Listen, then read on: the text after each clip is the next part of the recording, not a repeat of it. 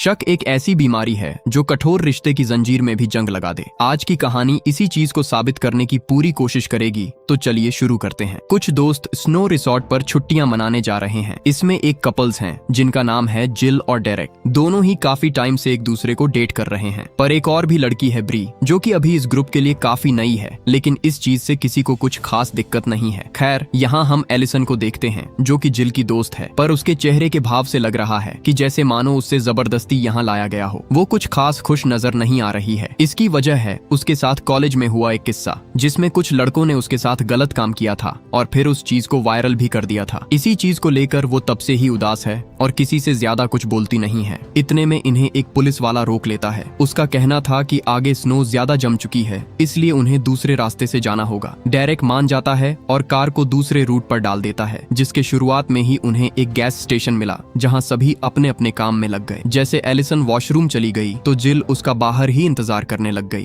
तो वही दूसरी तरफ दुकान पर ब्री को एक पर्चा पंफलेट मिलता है जिसमें विच ट्रायल्स के बारे में लिखा हुआ था। दरअसल आज से तकरीबन 100 साल पहले इसी गांव में, या फिर यूं कहें कि वेस्टर्न कंट्रीज के हर एक छोटे टाउन में अफवाह फैल गई थी कि जो भी लड़कियां पैदा होंगी वो विच होंगी। इसलिए सभी लोग जानबूझकर उन्हें फांसी पर लटका दिया करते थे और ऐसे में कई लाख लड़कियों ने अपनी जान गंवा दी। ये चीजें ब्री को काफी इंटरेस्टिंग लगती हैं, इसीलिए वो उस पर्चे को अपने पास रख लेती है। इस दौरान बाहर खड़ी जिल को एक हंटर दिखाई दिया जो अपनी जीप पर एक मरे हुए भालू बियर को लेकर जा रहा था। ये देख जिल से रहा नहीं गया तो उसने उससे पूछ ही लिया कि विंटर्स में तो भालू का शिकार करना गैर कानूनी है, क्योंकि ये टाइम उनके हाइबरनेट का होता है। तो वो हंटर जवाब देता है कि इंसानों ने पूरी साइकिल खराब कर दी है, इसलिए अब वो हाइबरनेट करने के बजाय हमारे ही ऊपर हमला करके हमें खा रहे हैं, इसलिए बेहतर है कि हमें उन्हें ही मार देना चाहिए। उसकी ये बात सुनने के बाद जिल तो अपना आपा खो देती है और उस पर ही चिल्ला देती है। ये बहस ज्यादा बढ़े इससे पहले वहाँ डेरेक आकर उसे ले जाता है और समझाता है कि खामखा अपना मूड क्यों खराब कर रही हो, चलो कार में चलो। कार में बैठने पर डेरेक सभी को बताता है कि उसके दोस्तों ने एक शॉर्टकट बताया था उस रिसोर्ट तक पहुँचने का, जो काफी मजेदार भी होगा, तो अगर तुम लोग कहो तो मैं वहीं से चलाता हूँ। लेकिन जिल थोड़ा हिचकिचाती है, परंतु डेरेक बोलता है कि इससे टाइम बचेगा हमारा और हम जल्दी पहुँचेंगे, तो इससे अच्छी बात क्या होगी। वेल, अब ये सभी लोग उसी शॉर्टकट की तरफ अपना रुख कर लेते हैं और यहाँ से शुरू हो जाता है इस कहानी का असली थ्रिल। लेकिन यहाँ कोई मॉन्स्टर या फिर जानवर नहीं आएगा इन पर हमला करने के लिए, बल्कि आज आप खुद देखेंगे खुद इंसानों को जानवर बनते हुए। बस सब्र रखिए। सफर के दौरान फिलिप, जो इन्हीं में था, वो जिल को टेक्स्ट करता है कि तुमने अभी तक डेरेक को सच क्यों नहीं बताया, लेकिन जिल उसके इस मैसेज को देखकर भी अनदेखा कर देती है। लेकिन ये टेक्स्ट इतना तो जरूर बता देता है हमें कि कुछ तो बात है जो वो छुपा रही है। तो वहीं ब्री जो उसी पर्चे को पढ़ना शुरू कर देती है जिसमें इसी टाउन की एक लोकल स्टोरी लिखी थी,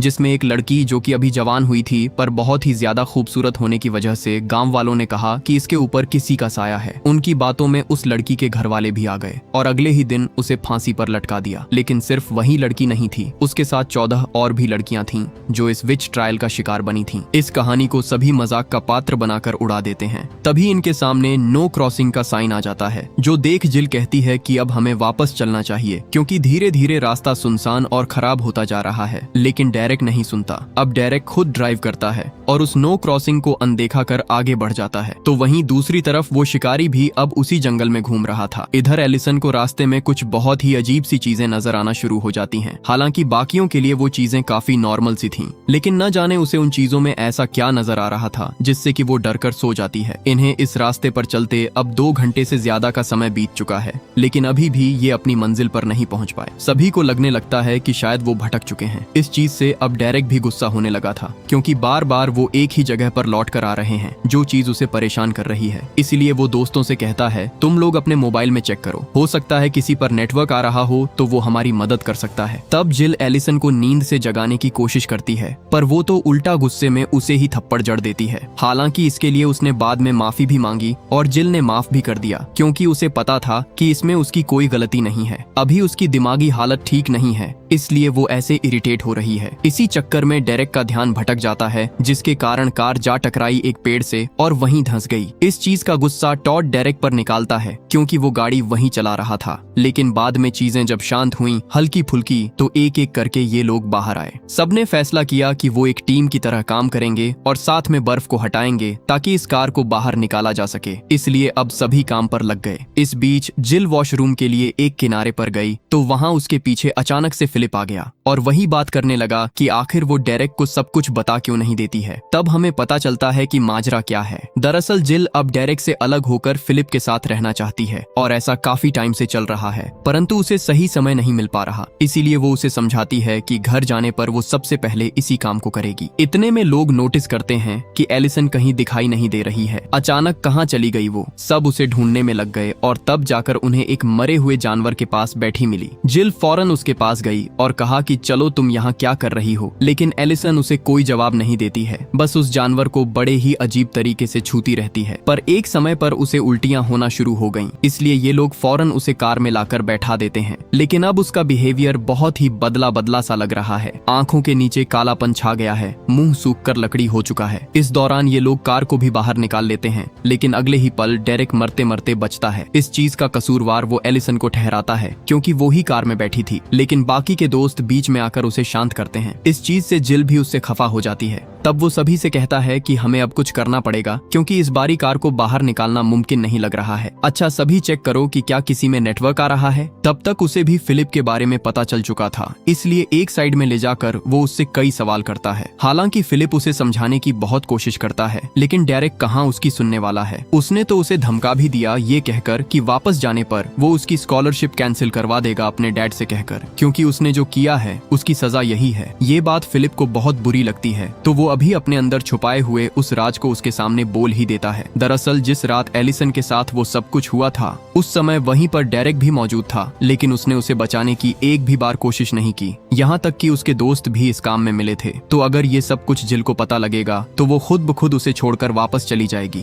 इसलिए बेहतर होगा कि अभी यहाँ से कैसे निकला जाए ये सोचना चाहिए हमें। कार में टॉड सभी से कहता है कि मैं जाकर हाईवे को ढूंढने की कोशिश करता हूँ, क्योंकि ये सब कुछ मेरी ही वजह से हुआ है। मैंने ही कहा था इस शॉर्टकट को लेने के लिए। हालांकि उसके दोस्त उसे जाने से मना करते हैं, लेकिन टॉड ने मन बना लिया था। तभी एलिसन बोल पड़ती है कि वो भी उसके साथ जाएगी। हालांकि उसकी तबीयत ठीक नहीं थी, इसलिए सभी ने उसे जाने से मना भी किया। लेकिन आखिरी समय पर पता नहीं एलिसन के मन में क्या आया कि वो जाने के लिए तैयार हो गई। खैर, सभी अब टॉड को अलविदा कहते हैं और फिर वो चले जाते हैं। तो अब कार में बचे हुए लोग बैठे इंतजार में लग गए कि कब वो वापस कुछ पैगाम लेकर आएगा और कब हम इस जगह से वापस अपने घर जाएंगे। इन्होंने पिछले 4 घंटे से हीटर चलाया हुआ था, जिसको देखते हुए फिलिप डेरेक से कहता है उसे अब हीटर को बंद कर देना चाहिए, वरना उनकी बैटरी और फ्यूल दोनों ही खत्म हो जाएंगे। पर वो तो पहले से ही उससे चिढ़ा पड़ा है, इसलिए उसकी एक नहीं सुनता। कुछ पल बाद इन्हें कुछ अजीब सी आवाजें सुनाई देना शुरू हो जाती हैं, जैसे कि कोई गुर्रा रहा हो। डेरेक हिम्मत करके हेडलाइट्स को ऑन करता है तो दहल गया, क्योंकि सामने एलिसन पड़ी थी पूरी खून से लथपथ। जिल फौरन जाकर उसे अंदर लाती है और उसके मुंह पर लगे खून को साफ करती है। मैक, जो कि टॉड का भाई था, वो उससे अपने भाई के बारे में पूछता है, लेकिन वो तो कुछ बताने को राजी ही नहीं थी, बस अजीब अजीब सी आवाजें निकाले जा रही थीं। अगले ही पल उसे दौरे पड़ने शुरू हो जाते हैं, जिसमें उसके मुंह से झाग बाहर आ रहा था। ब्री फौरन उसकी दवाइयां उसे खिलाती है, तभी वो उसकी उंगली को ही काट लेती है, जिससे फ्री करने के चक्कर में ब्री एक रॉड से जा टकराई जो उसके गले में घुस गया। लेकिन समय रहते फिलिप उसे बाहर निकाल देता है, इसलिए उसे ज्यादा चोट तो नहीं आई, या फिर आई होंगी, ये तो हमें आखिर में ही पता चलेगा। फिलहाल अब इन सारी चीजों का दोष डेरेक एलिसन पर डाल रहा है। हो सकता है कि वो किसी बुरी शक्ति के कब्जे में हो, जिसने ये सब कुछ जानबूझकर किया हो, लेकिन जिल को ऐसा नहीं लगता है। उसकी बस दिमागी हालत ठीक नहीं है, क्योंकि उसके साथ जो कुछ भी हुआ पिछले महीने वो बर्दाश्त के बाहर था। तब फिलिप बोल पड़ा कि उसके भाई को भी दौरे पड़ते थे, लेकिन वो उस दौरान ऐसी अजीब अजीब आवाजें नहीं निकालता था। किसी को कुछ समझ नहीं आ रहा था कि ये सब क्या हो रहा है। इस बीच मैक,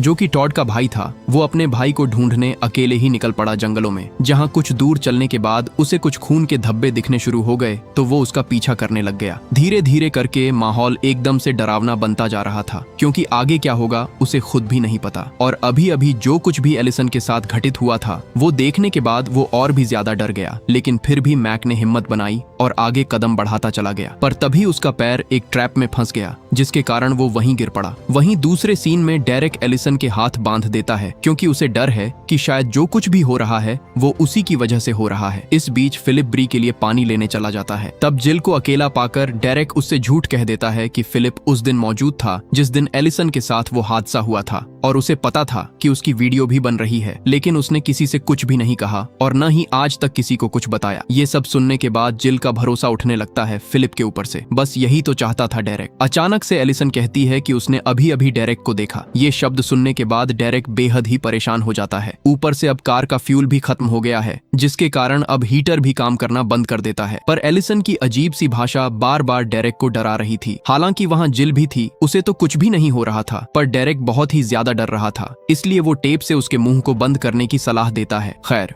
वहाँ मैक एक पत्थर की मदद से जाल को तोड़ने में कामयाब हो गया था, लेकिन इस चीज के कारण उसके पैर में एक गहरा जख्म बन चुका था। इसकी वजह से वो अब चल तक नहीं पा रहा था, खुद के पैरों पर खड़ा तक नहीं हो सकता। इसलिए रेंगते हुए वो आगे बढ़ते गया और तब उसे एक मोड़ पर अपने भाई की लाश दिखी, जो बड़ी ही बुरी हालत में थी। उसकी ऐसी दुर्दशा को देख उसके तो होश ही उड़ जाते हैं कि ऐसा कौन कर सकता है भला। इधर जिल और डेरेक में तू तू मैं होती है, क्योंकि जिल डेरेक को एलिसन के मुंह पर टेप लगाने नहीं दे रही थी। तभी एलिसन बड़बड़ाती है कि तुम में से कोई नहीं बचेगा। इतना सुनते ही डेरेक को आ जाता है गुस्सा और वो सीधे बाहर निकलकर एलिसन को भी बाहर निकालने लगता है, लेकिन तभी जिल आकर उसे रोकती है। तभी जंगल में से टॉड के फोन की रिंगिंग की आवाज आती है, जो सुनकर डेरेक और बाकी के लोग वहां भागते हैं। पर तभी इधर कार के अंदर घायल ब्री को कुछ बहुत ही डरावना देखने को मिलता है। एलिसन अब बुरी तरह से खुद को शीशे पर पीट रही थी, जो देख उसकी तो सांसें थम सी गईं। खुद के बचाव के लिए उसने एक स्टिक उठाई। तभी अगले ही पल उसके सामने एलिसन आ गई, जो देख उसकी एकदम से चीख निकली, जो सुनकर डेरेक और जिल दोनों भागकर जंगल के पास आ गए। लेकिन कार तो अंदर से लॉक्ड थी। तो वहाँ डेरेक को टॉड का फोन मिल जाता है, लेकिन तभी उसके साइड में अचानक से आ खड़ी होती है एलिसन,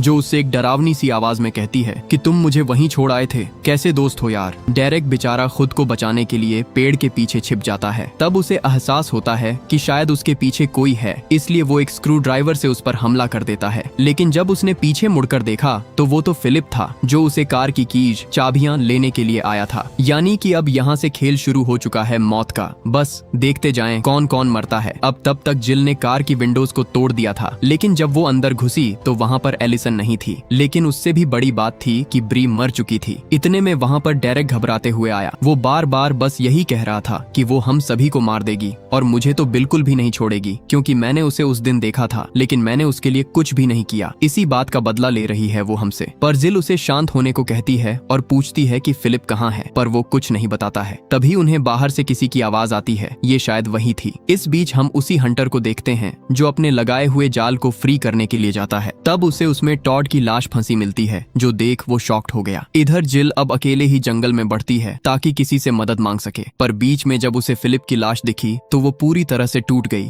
क्योंकि ये सब हो जाएगा उसे कभी नहीं पता था। तभी उसे सामने एक हेडलाइट दिखी, लेकिन इससे पहले कि वो उस तक पहुंच पाए, वहां पर एलिसन आ गई, जिसका चेहरा किसी शैतान की तरह लग रहा था। पर वो उससे कहती है कि तुम मुझे देखकर घबरा क्यों रही हो, मैंने कुछ भी नहीं किया, मुझे तो बस अपने घर जाना है यार। लेकिन जिल को पता था कि ये उसका वो रूप नहीं है जिसमें वो अभी तक थी, इसलिए वो उसके सामने हाथ जोड़ती है और विनती करती है कि उसे वो जाने दे, उसने उसका कुछ नहीं बिगाड़ा है। तो एलिसन भी उसे समझाती है वो जैसा कुछ सोच रही है वैसा कुछ भी नहीं है। पर जिल के अंदर अब एक शक पैदा हो गया है, जो सबसे बड़ी चीज है किसी भी इंसान के प्रति जहर पैदा करने के लिए। जिल ने उसी स्टिक से एलिसन को मारना शुरू कर दिया था। वो उसके सामने गिड़गिड़ाती रही कि उसने कुछ भी नहीं किया है, लेकिन वो नहीं मानी और उसी शक में उसे खत्म कर डाला। इतने में वहाँ वो हंटर भी आ गया, पर तब तक देर हो चुकी थी। एलिसन मारी गई। ग्रुप में जितने भी लोग थे सब मारे गए। फिलिप डेरेक के हाथों मारा गया तो डेरेक कार में बंद ठंड से मर गया। टॉड को जानवर खा गए तो वहीं मैक भी जमकर मारा गया। अंत में सिर्फ बची जिल, जिसे सुबह पुलिस आकर पकड़ लेती है, जो उससे पूछती है कि उसने एलिसन को क्यों मारा।